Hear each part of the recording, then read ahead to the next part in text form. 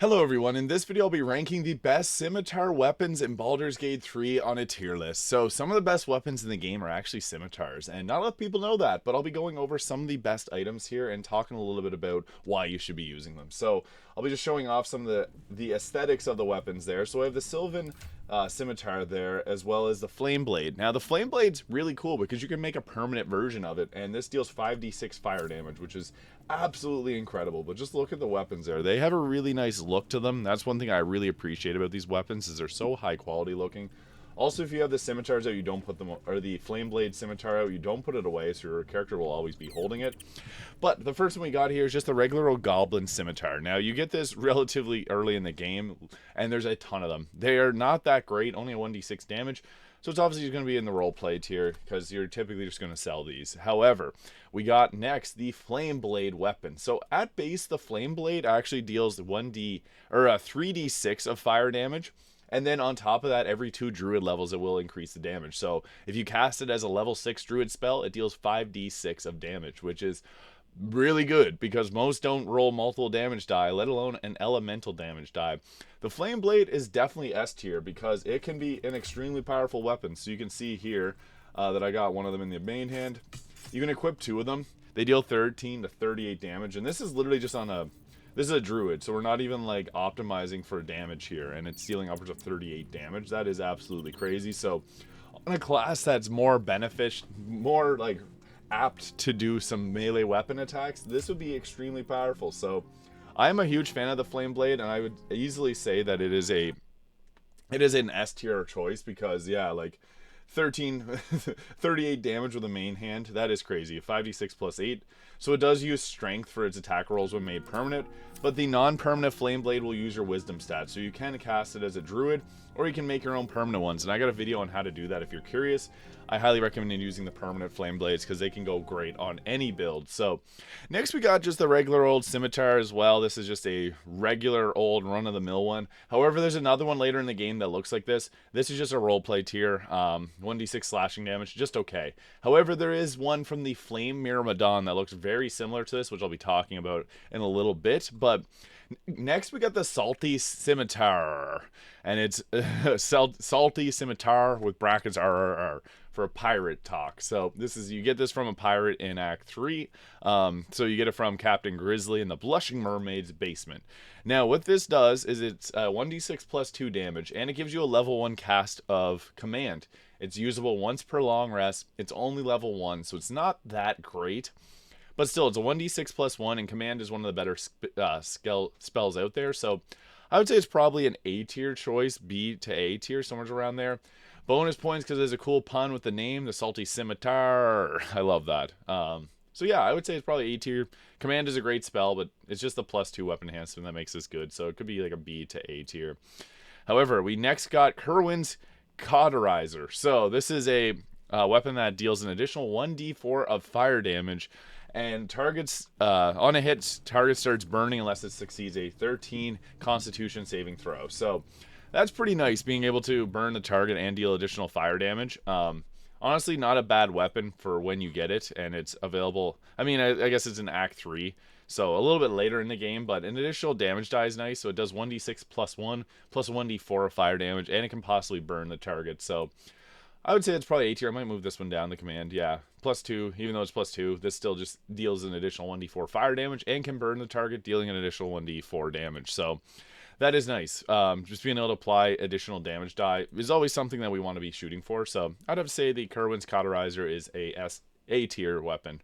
But next we got ourselves, this is one of my personal favorites. This is the Belm. So the Belm, it's a 1d6 plus 2, so the plus 2 weapon enhancement. And what makes the Belm so nice is it has the perfectly balanced strike. So what this does is, if you use in your main hand, you get a bonus action attack that you can attack with this.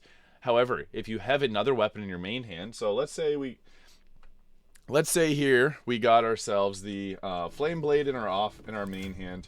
We can take our offhand weapon and put the Belm there.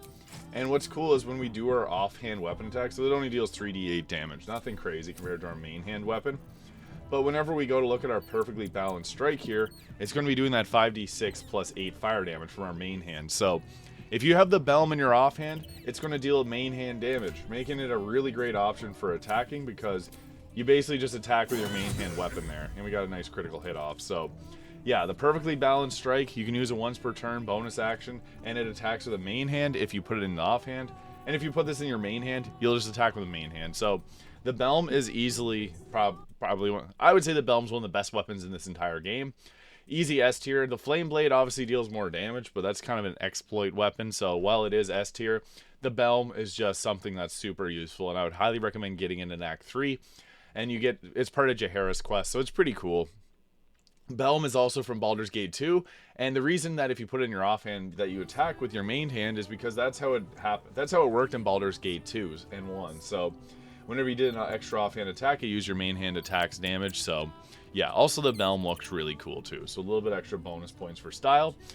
But next we got the Adamantine Scimitar, and if you want my honest thoughts on this, I think it's a waste of the Adamantine Forge. You should use that for the heavy armor. So for that, it's like I would say it's probably like roleplay tier, but I'm going to judge it based on its stats, as it has a 1d6 plus 1, and also has the Diamond's Bane. So if it attacks an object, it's always a critical hit, allowing you to break down items a little bit quicker, break down objects in the wild. Also, it has the lethal weapon, so it ignores any resistances to slashing damage. So it's decent. I'd say probably like B tier. But it's also like a roleplay tier because you're better off just getting the heavier armor. But I'll put in the B tier because it's not terrible. It's just not that great. But next we got ourselves just Scimitar plus 1. This is just a 1d6 plus 1. So nothing really else to say there. It's just okay. Not amazing. But we got the Speedy Reply next. So this is another Scimitar. And it has the Nimble Attack. When the wielder hits an enemy with this weapon, they gain momentum for 2 turns. So that'll give you an increased movement speed by 1.5 meters for each stack. And that's nice. Giving yourself the ability to move around a little bit quicker is actually pretty underrated. I would say it's probably like a B to A tier. Speed Reply, we'll put it A tier. Because giving yourself momentum is actually really nice. And you can get this relatively early on. It's at the Risen Road. So quite early on in the game you can get this. And it's a nice weapon. Doesn't have a 1d6 plus 1. It's just 1d6. Maybe somewhere's like B tier since it doesn't have a weapon enhancement, but momentum's really good. Getting an extra 3 meters movement speed for this is awesome. So B tier to A tier, depends how you look at it. Next we got a funky one. This is actually the Genie's Scimitar. So you can actually get this. What makes it so unique is if you kill a genie that's summoned by the Castigated by Divinity, you pick up its body, open inventory, select their melee weapon, switch it out with a controller, you can take their weapon. The Genie Scimitar deals it's a 1d6 plus 1 plus 2d10 of poison damage, making this another S tier weapon. Although it is an exploit weapon, I'm still just going to rank it on this list because there isn't a ton of scimitars, but you can still get this if you got a controller. So pretty much everyone most people that can play Baldur's Gate 3 will be able to get that if they want to exploit and get it. Same as the Flame Blade. These are both really easy to get. The Flame Blade, you just hire a hireling, upcast their spell, and give them an item. So when you then you go and dismiss them and rehire them, they're going to have all the items again. Plus, they'll have a copy of these weapons as a main hand attack. So yeah, then you just take it from them. But the Castigated by Divinity, you have to, for the Genie Scimitar, you got to go through those steps there. You can look it up online. I might do a guide on a future date. But Flame Blade, I'm still ranking these because they're both really good scimitars. But next we got ourselves the Sylvan Scimitar. So that's the one that I was using in the game here. So I guess I'll show you that. It looks really nice. That's one of the things that I like about it is it's pretty aesthetically pleasing. For the most part, most scimitars are pretty aesthetic. Now, to get the weapons to stay out, I have to hold the flame blade, but yeah, look at that sword. That is a cool looking sword. I think that's one of the best swords in the game, honestly, for appearances. Like, I just love the writing on it. A few other scimitars share this look. I just think it looks really good, but what it does is it uses, instead of the dexterity modifier, it uses your spellcasting ability modifier to add to the attack rolls, and it's held by Jaehaera, so you can get this relatively easy. I would say it's probably A tier just because it's good for Jaehaera. I mean, using it doesn't add to the damage rolls, but adding your spellcasting modifier to attack rolls just means you're more likely to hit if you have high wisdom. So yeah, that is solid. Next, we got another kind of funky weapon that's not normally available, but this is a Scimitar of Cinders. So this is a +3 enhancement, so pretty nice. It's 1d6 +3 plus a 1d6 of fire damage. And it also has a Scorching Strike, which will allow you to possibly burn your target. This is pretty good. I don't think it's as good as the other ones on this list, so I'm going to put an A tier. This is from the Fire Myrmidon. Flame Blade's better, Genie Scimitar is better, Belm is better, but it's still pretty good, and just additional fire damage is always nice, but nothing crazy. The +3 weapon enhancement is actually kind of nice, and being able to burn your target, but other than that, I would just say A tier. Next we got, so the Salty Scimitar is there. Kind of the same deal. The Scimitar +2 is just a worse version of it. It's 1d6 +2, same everything, but the Salty Scimitar has the command spell, so it makes it obviously better. You get a little bit more out of it, so yeah. Next, we got the Thorn Blade. So, when concentrating, your melee weapons deal additional damage, 1d4 of poison. So, this is good for people that are concentrating. It also has Ensnaring Strike melee, once per long rest, and that's pretty decent because you can ensnare the target, leave them in spot, which is good. It's also, you can get this in Act 2 from Daemon, so this goes pretty well in any like spellcaster that's going to hold concentrations. Getting that extra poison damage is decent.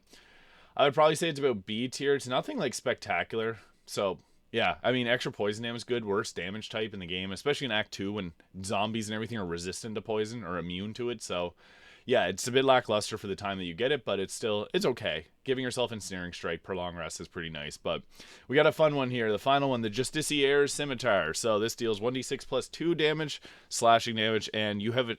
If you attack with advantage, you have a chance to blind your target. So using darkness, you can give yourself advantage and possibly blind the target. So you give them disadvantage on attack rolls. Really, really good.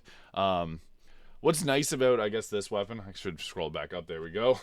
What's nice about the Justiciar's Scimitar is it's got a few different benefits. Like, I'll pop it up here and show what I'm talking about.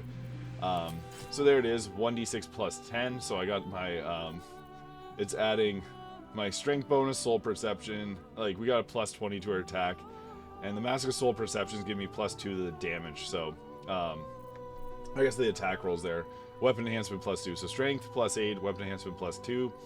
And what makes this so nice is we get the ability, like if we attack with advantage, so if we were to like Fog Cloud here and go and attack with advantage, I guess we probably won't have advantage there, but we would be able to blind the targets, so that can be really nice, and makes the Justiciar's Scimitar a really good weapon, so we can like, let's see if I can hide here. Yeah, it's not letting me hide. Everyone's gonna see me. I'll keep trying it. Hiding successful. But whenever you attack, you give the target blindness, so that is really good. Also is the Shadow Soaked Blow, so this here, while you're hiding, it'll add your proficiency bonus to the damage. Moreover, the attack hits, it deals an additional psychic damage, doesn't break concentration or concealment. So if you're hiding here, I guess I could just hit here. We can attack with this and we won't lose our hiding. So you can see there, we were able to get that attack off and we stayed hidden. And then we attack again, we lose our hiding. But yeah, that's the best part about this, is we get the ability to blind the target. And that can be really good. So this is probably one of the best weapons in the game as far as scimitars go, so I'm going to put it up in the S tier. Obviously, the two best are Belm and the Justiciar's Scimitar, but also, obviously, Flame Blade and the Genie Scimitar are really good too, more of glitch weapons. But yeah, that is my thoughts on the best scimitars in Baldur's Gate 3. Let me know your thoughts in the comments below. Thank you so much for watching, and I'll see you all in the next video.